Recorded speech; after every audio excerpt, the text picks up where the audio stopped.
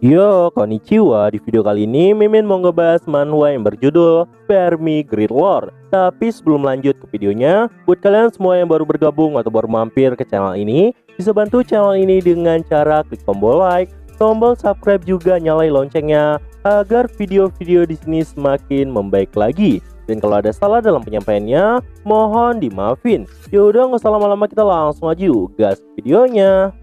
Yi Xiao yang datang menemui Master Lin itu pun kemudian menanyakan keadaannya. Master Lin yang mendengar itu pun menjadi kesal dan berkata di dalam hati, "Tentu saja aku tidak akan pernah melupakanmu." Sin pun kemudian berpindah menampilkan ingatan dari Master Lin, yang mana saat itu mereka sedang berada di dalam sebuah reruntuhan. Master Lin yang saat itu sedang menjelajah bersama dengan Yi Xiao pun menjadi teriak histeris. Itu karena Yi Xiao terus mencoba menekan semua jebakan yang ada di sana. Bahkan Yi Xiao juga mengambil tiang penyangga yang membuat reruntuhan itu pun sampai runtuh di hadapan mereka. Dan di sana Yi Xiao juga mengambil semua harta karun yang ada di reruntuhan itu. Mengingat itu, Master Lin pun menjadi kesal dan berkata di dalam hati, "Sejak saat itu, aku nggak pernah mau ikut misi jika ada dirinya." Kemudian, Master Lin pun melihat ke arah Xiao Yu dengan tatapan seolah meminta pertolongan. Xiao Yu saat itu sepertinya menyadari maksud dari tatapan Master Lin. Dia pun kemudian berdiri sambil membaca sebuah buku dengan berkata, "Ketika temanmu yang datang dari jauh berkunjung, kau harus menjatuhkan semangat dan harapannya. Hancurkan otot dan tulangnya, biarkan dia kelaparan dan jatuh miskin. Ganggu dia dengan masalah dan kemalangan." Xiao Yu juga bilang orang itu harus dicambuk sebanyak 100 kali. Yi Xiao yang mendengar itu pun jadi ketakutan dan berkata, "Cambuk 100 kali? Jangan menakuti diriku seperti itu. Aku nggak pernah belajar dengan baik." Kemudian, Xiao Yu pun kembali ke belakang Master Lin sambil memberikan tepukan seperti besti lama yang udah saling akrab. Yi Xiao yang melihat mereka pun kemudian berkata bahwa tujuannya kemari untuk memberitahu Master Lin. Mereka telah menemukan dua kerangka yang bisa dipindahkan di reruntuhan Mangsan. Dan kedua kerangka itu diketahui ada di tahap awal awaken level E. Master Lin yang mendengar itu pun bertanya apa maksudnya. Yi Xiao pun jelasin bahwa dirinya telah mendengar Master Lin diperintahkan untuk tidak berhubungan dengan reruntuhan. Dan karena itu, Yi Xiao merasa agak disayangkan karena dirinya nggak bisa ikut menjelajah bersama dengan dirinya. Mendengar itu, Master Lin pun berkata dengan kesal sambil menunjukkan wajah kesalnya, "Terima kasih atas kunjunganmu, tapi aku lebih suka hidup bahagia tanpamu." Sin pun kemudian berpindah di malam hari, tepatnya di rumah lusuh. Terlihatlah Xiao Yu yang saat itu sedang memakan masakan dari lusuh. Namun, Xiao Yu saat itu kebingungan kenapa lusuh seperti terlihat sangat cemas. Xiao Yu juga berkata, tadi ada orang yang menemui Master Lin dan mereka sedang melakukan perbincangan yang sangat menarik. Sepertinya dia adalah orang dari jaring. Di sisi lain, ternyata kecemasan lusuh itu karena dirinya banyak mendapat poin negatif dari Yi Xiao. Lusuh nggak tahu kenapa bisa banyak poin negatif terkumpul di sini. Lusuh pun kemudian berkata pada Xiao Yu, "Dia adalah seorang jaring. Kita akan mati jika rahasia kita terbongkar. Jadi, kau juga harus menghindari dirinya." Xiao Yu yang mendengar itu pun berkata kalau dirinya mengerti. Namun gak lama, lusuh mendapat panggilan darurat untuk kelas khusus, yang dimana seluruh murid dari kelas khusus diminta untuk berkumpul. Sin pun kemudian berpindah ke perbatasan. Terlihatlah Niting yang saat itu sedang bertarung dengan seseorang. Dan terlihatlah orang yang ada di depannya itu punya aura yang sangat mengerikan. Orang itu pun kemudian berkata, "Reruntuhan yang kalian maksudkan adalah untuk semua manusia." Tetapi Niting yang mendengar itu malah berkata, "Aku tidak peduli dengan semua ocehanmu. Aku hanya ingin memberitahumu sesuatu.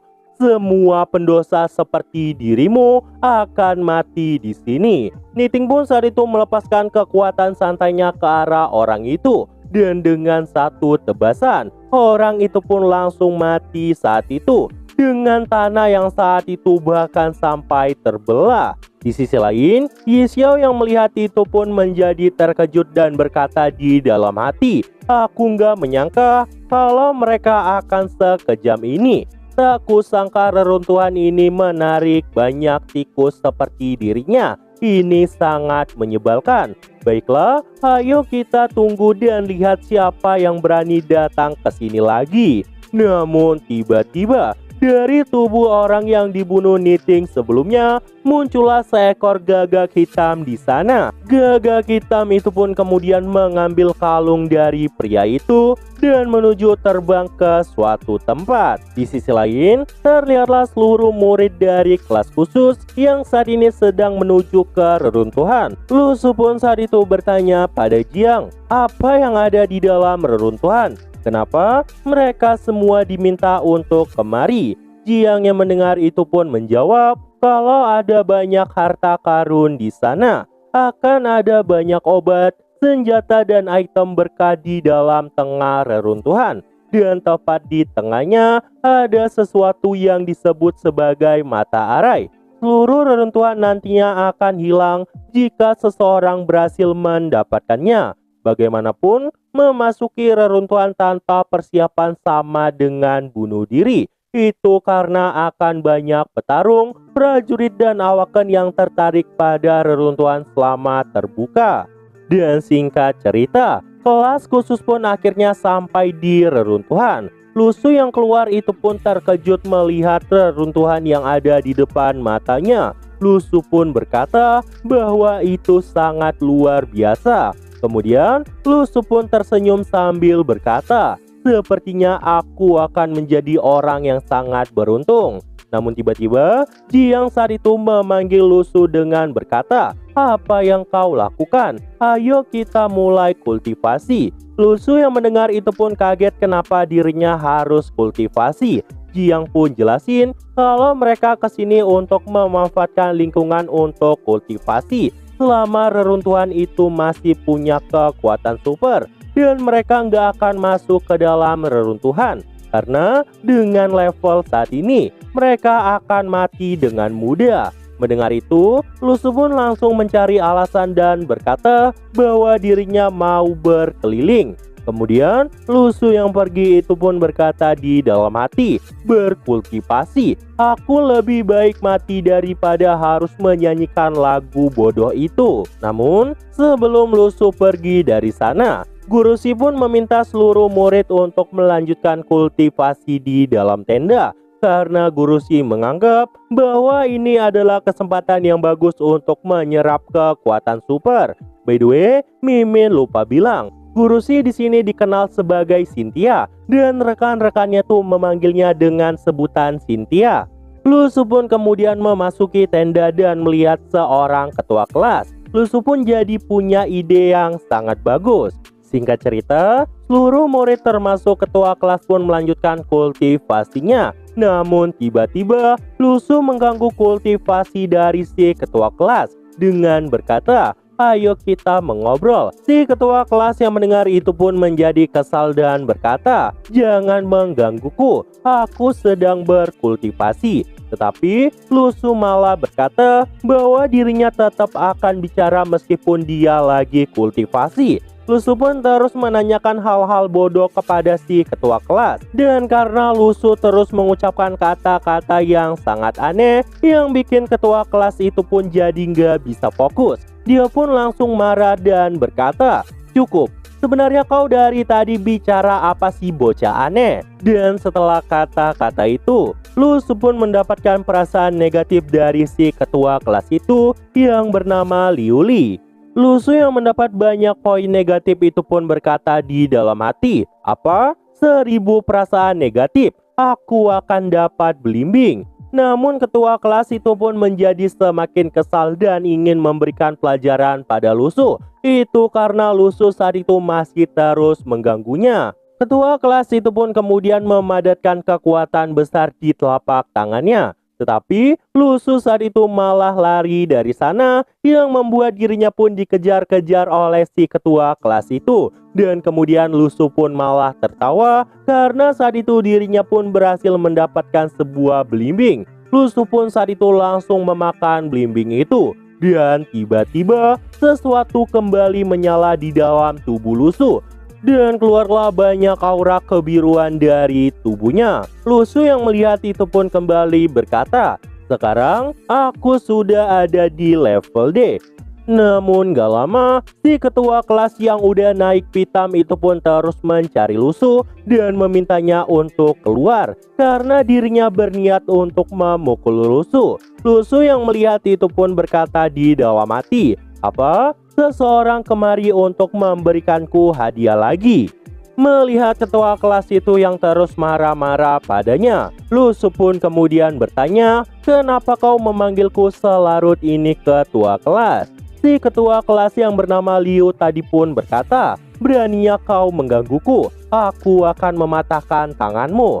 Namun tiba-tiba Guru Si pun datang menghentikan keributan itu. Guru Si pun berkata, "Kalian bisa adu panco dan berdamai." Tapi sebelum adu panco dimulai, Jiang saat itu seperti merasakan sesuatu yang berbeda dari Lusu.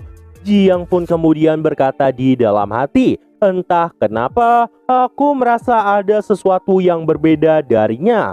Kemudian adu panco itu pun dimulai disaksikan oleh seluruh murid dengan adanya Guru Si sebagai wasit di sana. Guru Si pun kemudian berkata, "Ini adalah duel yang adil. Jangan kecewa saat salah satu dari kalian kalah. Sekarang dengarkanlah aku. Pertandinganku mulai." Belum ada beberapa detik pertandingan dimulai, Lusu langsung berhasil mengalahkan si ketua kelas. Melihat itu, seluruh murid pun langsung terpelongo dengan mulut terbuka lebar.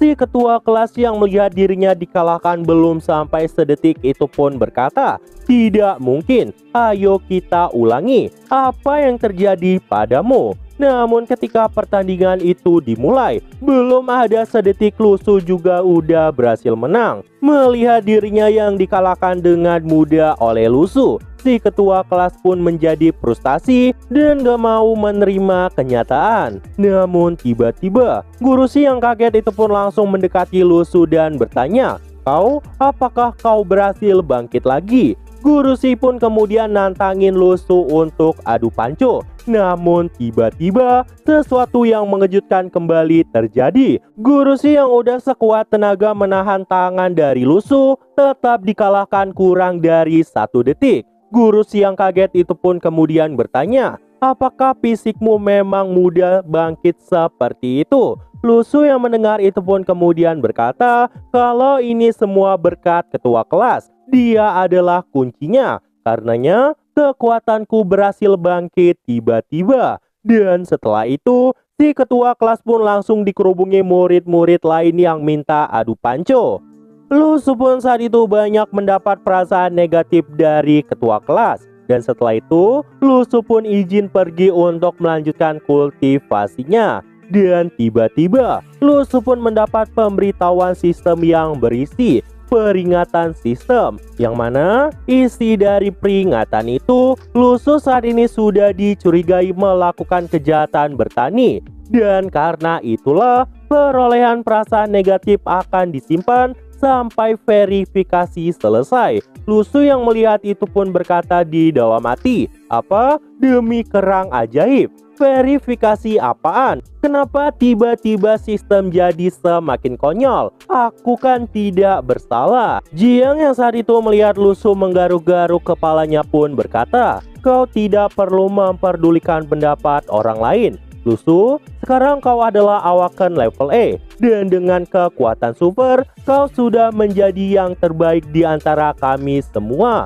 Kau akan jadi lebih kuat jika kau bekerja lebih keras." Saat itu, Lusu pun mendapat energi positif dari Jiang. Lusu yang mendapat energi positif itu nggak senang karena energi positif nggak berguna untuknya. Dan setelah itu, Jiang pun izin pamit untuk melanjutkan kultivasinya. Di sisi lain, tepatnya di rumah Lusu, Xiaoyu saat itu seperti sedang bermimpi aneh dan terus memanggil nama Lusu. Xiaoyu yang bangkit itu pun terus berteriak memanggil nama Lusu. Namun tiba-tiba di suatu tempat terlihatlah banyak gagak hitam yang berterbangan di sana. Lusu yang saat itu melihat ke arah langit pun menjadi terkejut karena dirinya nggak tahu apa itu. Namun tiba-tiba kepala sekolah Yi Xiao yang biasanya kocak malah panik. Dia pun berkata agar semuanya meninggalkan tempat ini dan melupakan semua bawaannya. Pergilah sekarang atau akan terlambat.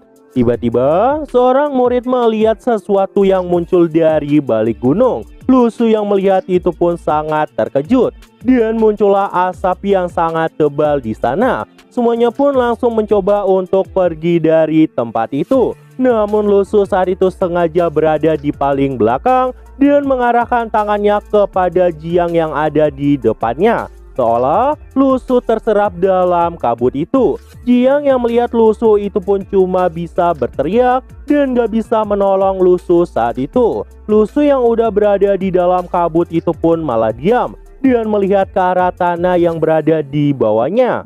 Namun perlahan kabut itu pun mulai menghilang dan betapa mengejutkannya. Lusu saat itu terkejut karena sesuatu yang ada di depannya adalah hal yang berbeda. Lusu pun kemudian berkata, apakah ini adalah ingatan dari reruntuhan Mangsan Utara? Nah, jadi itu aja untuk pembahasan kali ini. Dan tunggu video-video gue selanjutnya dan see you!